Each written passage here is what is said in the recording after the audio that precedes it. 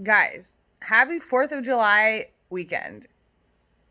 Wait, let me put on my gay glasses so that we can normalize what it looks like for someone to be gay and American at the same time. Anyway, probably a lot of you are celebrating. As someone who was raised Reformed Jewish, I never really partook in any of these kind of patriotic activities. We kind of just regular American, not celebrating American holidays. So I'm always available should you need a break from barbecues or fireworks or whatever it is that people do. I'm here always mildly depressed, moderately on the verge of an existential crisis, and always 100% willing to let you know what it is that I think of things. And right now, I have an opinion on the Supreme Court ruling about LGBTQ businesses and how apparently the woman like literally made up a gay couple that doesn't exist. Okay, I've draped this flannel over my shoulders to represent the lesbian community because diversity does need to exist even within the LGBTQ community. We're actually not all the same. Anyway, it adds more legitimacy to me complaining. So, anyway, the woman who brought the case to the Supreme Court and said she didn't want to make the website for the gay couple actually just made up the couple. The couple is a man who's been married to a woman since 2000, which okay, I didn't exactly see it coming, but I thought it was so fucking weird that like gays would be going to a straight person to design their website. Like the LGBTQ community is one of the most artistic communities that I know. And there's a lot of areas where we're not well represented, as I talk about a lot, but the arts is like not fucking one of them. Like, why would a gay person go to a straight person to do something artistic? They wouldn't. And it turns out that she literally just made up the case.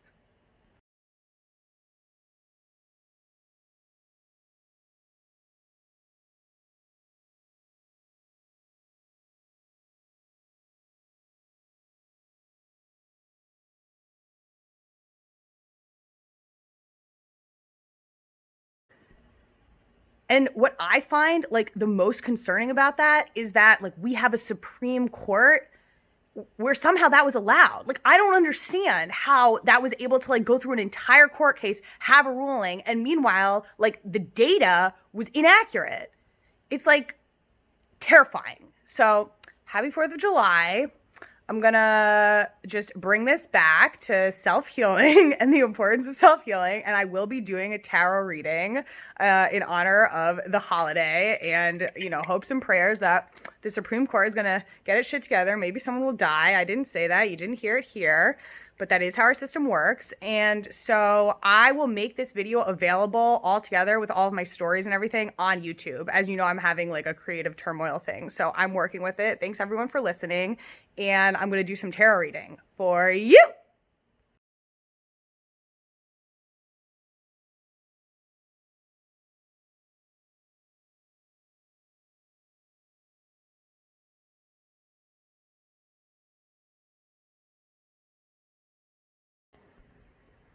Okay, I'm back. And I know I said tarot reading, but I actually meant oracle reading. And I'm going to walk you through the three different cards that we're going to use today. I also did kind of an outfit adjustment. I put on the flannel and I opened it up, for a little like sex appeal. Because as we will discuss today, sex magic is one of the most powerful types of magic we have. And we all, regardless of the body that we live in, regardless of what our gender is, we all have access to sex magic and we all have access to femininity. We all have access to masculinity. It's very important. Here is the layout. As you can see, we will be working with a sex tarot deck today, and I will walk us through that. We also have this angel deck, which adds a little bit of just like wispy attitude. And then we have this cowboy deck that gives us some traditional old masculine vibes, which we love. And then right here, we have all of these pins with different pronouns that I got from an MBA conference and reminds us that gender and business can go together.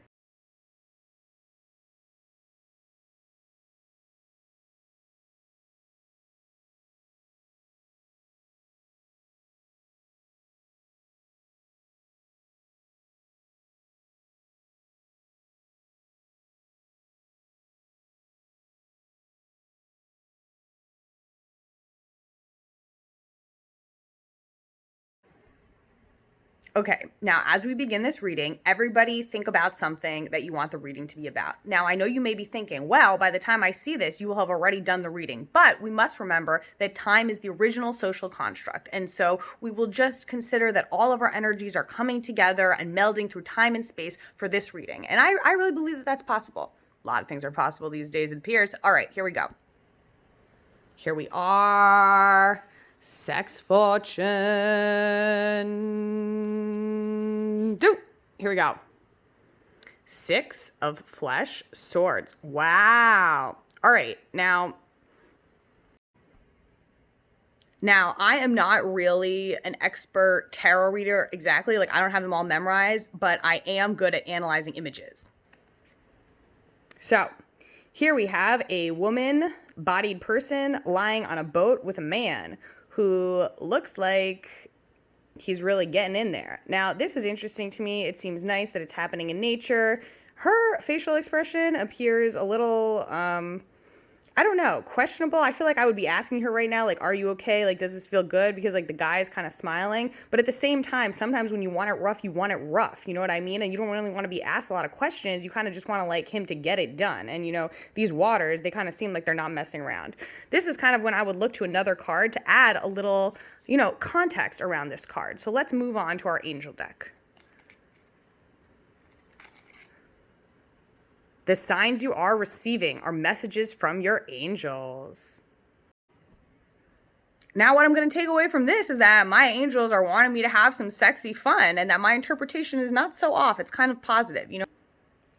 So we're going to put that right here around it. I mean, if anything, it kind of makes me think that she may be looking for a sign from the angels from above as she's having this very magical and healing and special experience. Now, let's come over here. Let's add in a cowboy card. What do we have? A bronc rider should be light in the head and heavy in the seat. Woo!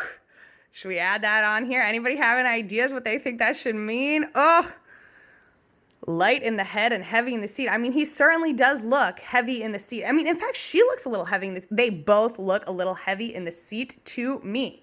So here we have angels, heavy in the seat, and just really getting their vibe on. From a diversity perspective, I did want to make a quick note. We'll do it here. We'll do the note right next to the gender markers. Everyone can have sex. Is that we do have differently colored skinned models in this deck, and we also have different power dynamics. As you can see here, we have some darker skinned models in the deck, and as you can see here, we have the male-bodied individual blindfolded with the woman-bodied individual, female-bodied individual, in a more powerful and dominant position. So I just want to make that available. We didn't happen to pull that card, but since this is our first reading, I want to make everybody aware about the diversity that exists here. And I have some other decks that exist in a wide range of diversity in a number of things that I look forward to sharing with everybody as we move through this very difficult political time in our country and in our lives. So remember to take care of yourself, take care of your body, and have lots of loud consensual sex.